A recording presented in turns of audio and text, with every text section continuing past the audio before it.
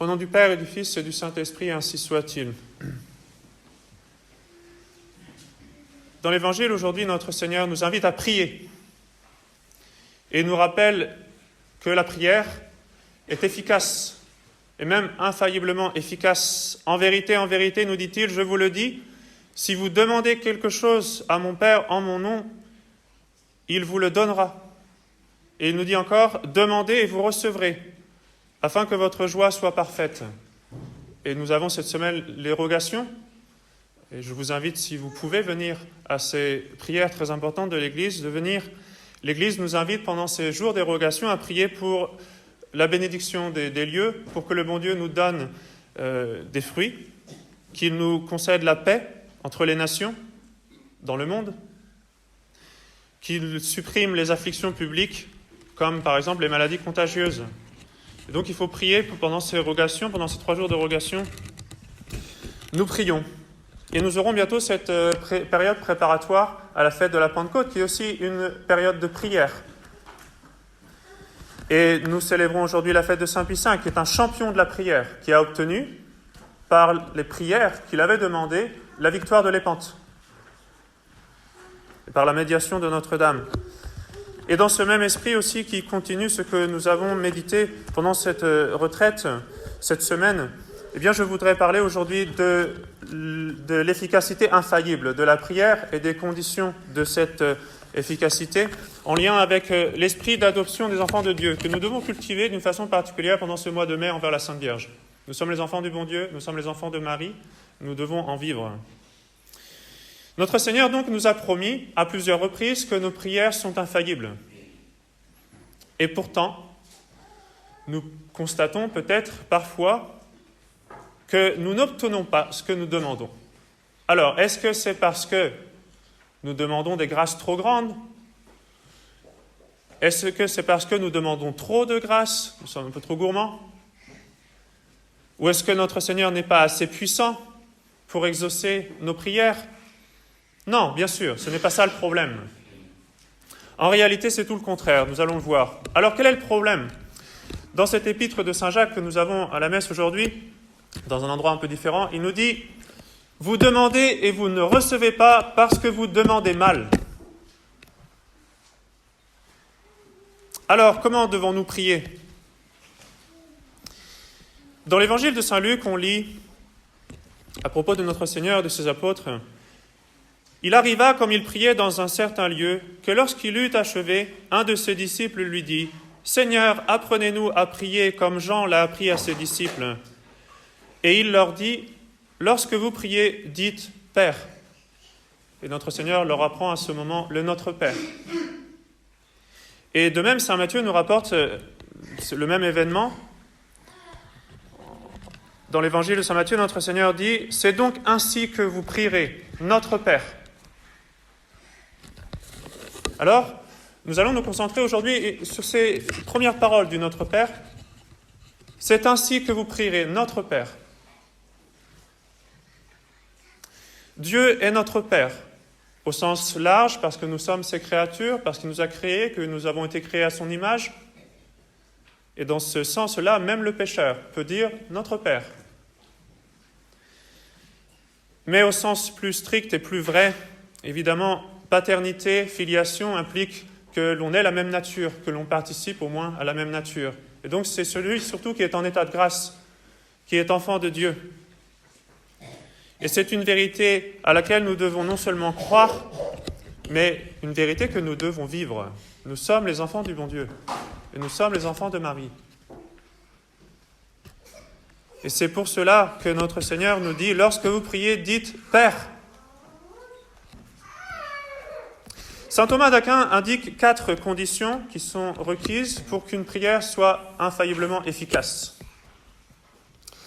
Et nous allons les parcourir. La première, c'est que l'on prie pour soi. La deuxième, que l'on prie pour ce qui est nécessaire au salut. La troisième, que l'on prie avec piété. Et enfin, que l'on prie avec persévérance. Donc la première condition pour qu'une prière soit infaillible, c'est que l'on prie pour soi. Et cela est dû au fait que la prière va effectivement toucher le cœur de celui qui la reçoit si cette personne est bien disposée. Et donc, en priant, en demandant une grâce, par le fait même, on se dispose à cela. Et c'est pour ça que notre Seigneur, dans l'Évangile, dit à ses apôtres de prier eux-mêmes. Bien sûr, notre Seigneur a prié pour eux, mais il veut que les apôtres prient aussi eux-mêmes pour demander les grâces. Parce qu'en désirant la grâce de Dieu, ils se disposent à la recevoir.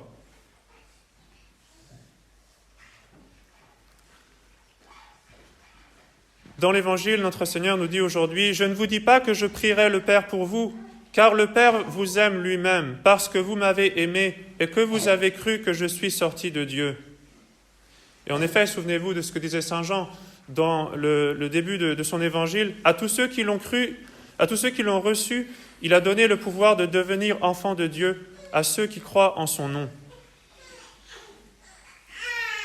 Et Saint Jean, dans sa première épître, nous dit semblablement « Voyez quel amour le Père nous a témoigné, pour que nous soyons appelés enfants de Dieu et que nous le soyons en effet. » Donc nous devons prier Dieu comme un Père dans tous nos besoins. Lorsque vous priez, nous dit notre Seigneur, dites « Père ». Alors cette première condition, le fait de devoir prier pour soi, ne signifie pas que nous ne devons pas prier pour les autres, bien entendu. Nous avons un devoir de prier pour notre prochain. Saint Jacques, dans son épître, nous dit « Priez les uns pour les autres afin que vous soyez sauvés ». Et nous avons le devoir de prier pour nos parents, pour nos proches, pour nos supérieurs, pour nos amis. Dans notre charité, nous devons prier pour la conversion des pécheurs, pour les âmes du purgatoire. Et c'est pour cela que nous ne prions pas seulement « Père » ou « Mon Père », mais « Notre Père », pour manifester justement que quand nous sommes enfants de Dieu, eh bien, nous devons aussi avoir l'amour du prochain. La deuxième condition d'une prière infaillible, c'est de prier pour les choses nécessaires au salut. Et cela, c'est premièrement la grâce de la persévérance finale, c'est-à-dire aller au ciel. Et tout ce qui est nécessaire pour pouvoir aller au ciel. Même les biens naturels de cette vie doivent être ordonnés à cette fin surnaturelle. Et donc, nous pouvons prier pour des biens terrestres, pour des biens de la terre, mais quand nous le faisons, c'est toujours conditionnel. C'est-à-dire, si ça nous sert à aller au ciel. Et le bon Dieu, justement, puisqu'il est notre Père, il sait ce qui est bon, et il sait au contraire ce qui serait pour nous une occasion de ruine. Alors parfois, quand nous prions pour un avantage terrestre, le bon Dieu ne nous écoute pas, parce qu'il sait que ce n'est pas bon pour nous, même si on ne le voit pas forcément, même si on ne le comprend pas. Saint Jacques nous dit « Vous demandez et vous ne recevez pas parce que vous demandez mal, dans le but de satisfaire vos passions. » Si nous demandons des choses de la terre pour se complaire en elles, nos prières ne seront pas exaucées. Mais le bon Dieu souvent utilise même ces prières-là pour nous obtenir ce qui est vraiment bon pour nous. Saint Augustin nous dit « Le Seigneur est bon. Souvent, il ne nous accorde pas ce que nous voulons pour nous donner les biens que nous préférerions posséder si notre volonté était plus conforme à la sienne. » Autrement dit, c'est comme un bon père de famille auquel le petit garçon demande toujours des chocolats ou des sucreries. Le père de famille va refuser. Il va en donner quelques-unes, peut-être. Mais il va donner de la nourriture équilibrée à ses enfants.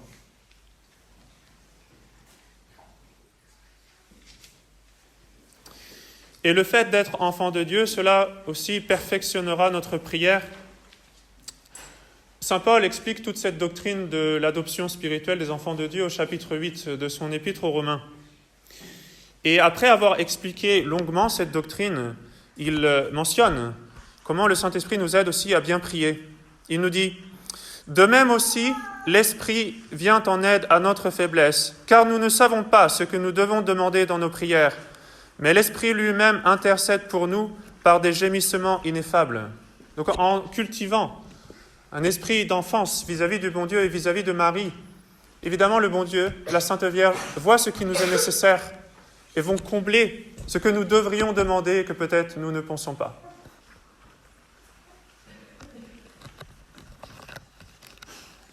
Tous ceux qui sont conduits par l'Esprit de Dieu sont enfants de Dieu, nous dit saint Paul. Alors une fois encore, pour bien remplir cette deuxième condition d'une prière infaillible, Retenez les paroles de notre Seigneur. C'est donc ainsi que vous prierez, notre Père. La troisième condition d'une prière infaillible, selon saint Thomas d'Aquin, c'est de prier pieusement. Et par là, il entend avec humilité, avec attention, avec confiance et au nom de notre Seigneur Jésus-Christ. Et c'est peut-être là la condition que nous ne remplissons pas généralement. L'état de grâce n'est même pas nécessaire pour remplir cette condition en soi. Un pécheur peut prier pour obtenir sa conversion et sa prière sera infaillible si elle est faite avec humilité, avec persévérance. Mais évidemment, c'est plus convenable. Et le fait d'être en état de grâce va nous aider à prier avec humilité, avec confiance. Et inversement, le fait de prier avec humilité et avec confiance va développer en notre âme cet esprit d'enfance vis-à-vis du bon Dieu. Et en ce qui concerne l'attention, souvenez-vous que nous parlons à notre Père Céleste. Nous ne parlons pas à une machine. Il ne s'agit pas seulement de remplir un papier avec des cases à cocher, se disant « c'est fait ». J'étais distrait d'un bout à l'autre, mais c'est fait. On ne remplit pas des papiers que l'on envoie à la mairie ou au préfet ou je ne sais quoi. Ce ne sont pas juste des démarches administratives que l'on fait quand on prie. On parle à notre Père. Quand vous parlez à votre Père, est-ce que vous pensez à ce que vous dites ? Ou est-ce que vous êtes en train de remplir des papiers ? L'enfant qui aime son Père, l'enfant qui désire obtenir quelque chose de son Père, ne lui parle pas comme un robot. Il pense à ce qu'il dit, il le dit du fond du cœur. Alors, l'usage de la prière vocale est excellent, bien entendu, mais il faut y mettre son cœur. Comme un enfant qui aime son père, qui lui récite un beau poème qu'il a appris.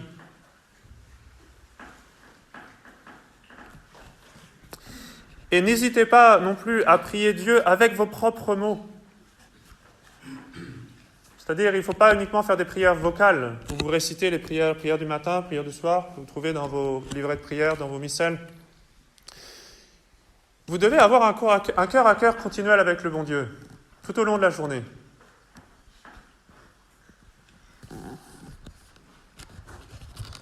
Et une attention appropriée implique nécessairement humilité et confiance. L'humilité, ça se base sur deux vérités. D'abord, que nous sommes les créatures du bon Dieu. Même d'un point de vue naturel, nous sommes complètement dépendants du bon Dieu.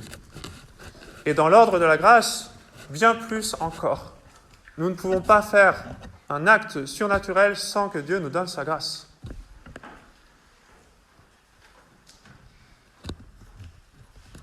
Un peu comme un animal, même un animal qui est très développé, même un chien très intelligent, ne peut pas faire des actions rationnelles, parce qu'il n'a pas d'intelligence.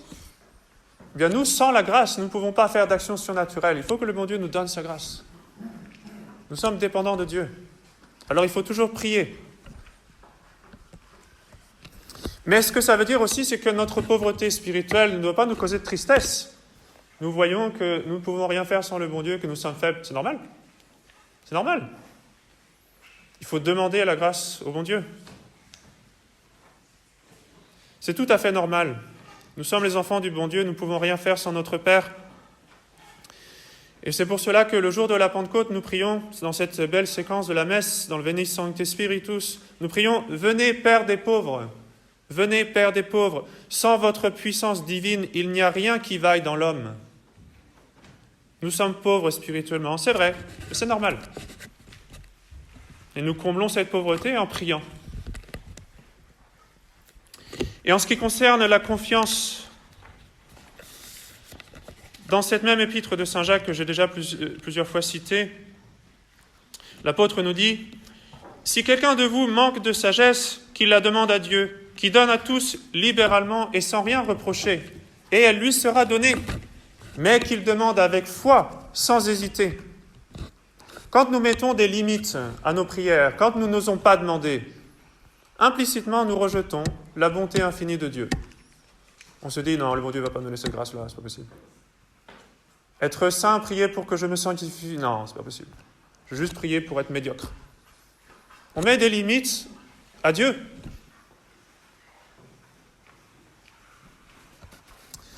Et cela est contraire aux Saintes Écritures. Saint Jean nous dit dans sa première épître « Et nous avons connu l'amour que Dieu a pour nous et nous y avons cru. C'est de foi, cette bonté de Dieu à notre égard. Ça fait partie de la foi, tout autant que l'existence de l'enfer. C'est plus important même, évidemment. Et nous exprimons cette foi quand, en priant, nous disons « Notre Père ».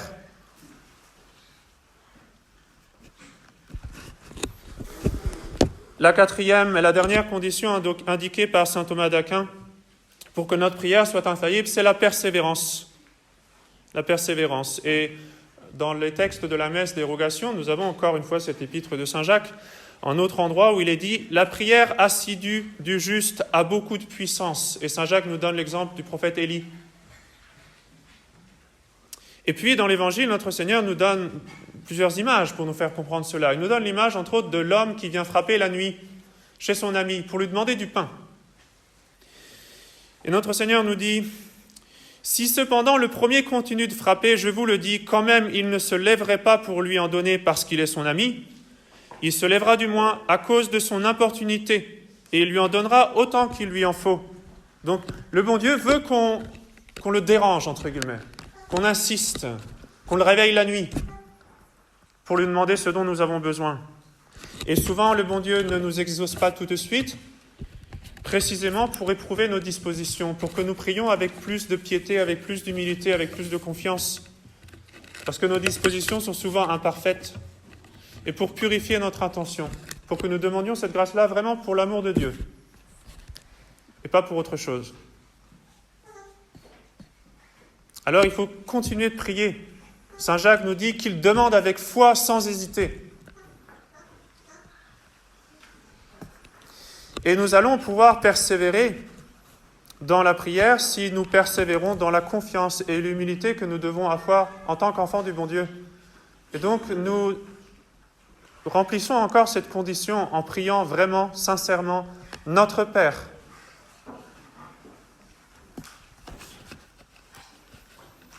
Il apparaît clairement de toutes ces considérations que l'enfance spirituelle vis-à-vis du bon Dieu, vis-à-vis de Notre-Dame, nous apprend à prier, nourrit notre vie de prière, nous apprend à prier avec humilité, avec confiance, avec persévérance. Et en retour, la prière nourrit notre esprit d'enfant de Dieu. Prions donc avec confiance, on ne prie pas assez. Prions avec foi, sans hésiter, comme nous dit saint Jacques. Prions avec persévérance, prions avec humilité, insistons, allons déranger le bon Dieu, même la nuit s'il le faut, on continue de frapper. Prions toujours notre Père qui est dans les cieux. Et donc aujourd'hui, ce matin, entre autres, avec la Sainte Église, dans le Saint Sacrifice de la Messe, nous disons « Preceptis salutaribus moniti », avertis par des commandements salutaires et suivant la règle divine qui nous a été donnée, nous osons dire « Notre Père ». Au nom du Père et du Fils et du Saint-Esprit, ainsi soit-il.